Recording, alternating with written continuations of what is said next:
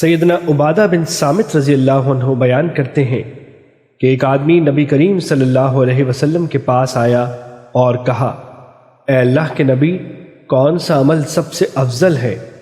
آپ صلی اللہ علیہ وسلم نے فرمایا، اللہ تعالیٰ پر ایمان لانا، اس کی تصدیق کرنا اور اس کے رستے میں جہاد کرنا۔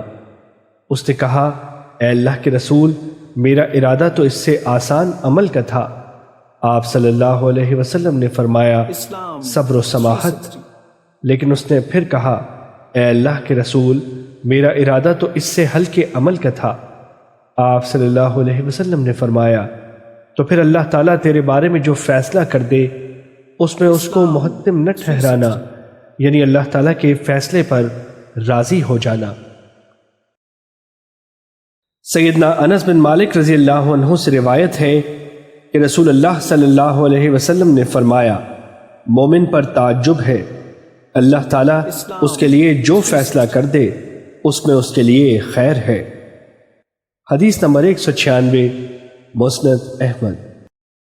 سیدنا ابو ہریرہ رضی اللہ عنہ سے مروی ہے کہ رسول اللہ صلی اللہ علیہ وسلم نے فرمایا، آدم علیہ السلام اور موسیٰ علیہ السلام کا جھگڑا ہونے لگا۔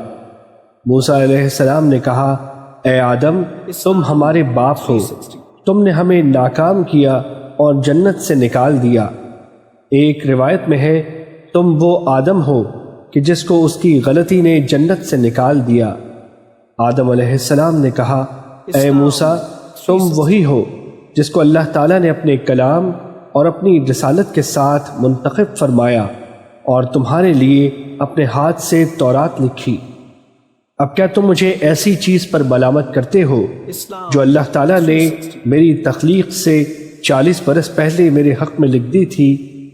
آپ صلی اللہ علیہ وسلم نے فرمایا، اس طرح آدم علیہ السلام موسیٰ علیہ السلام پر غالب آ گئے۔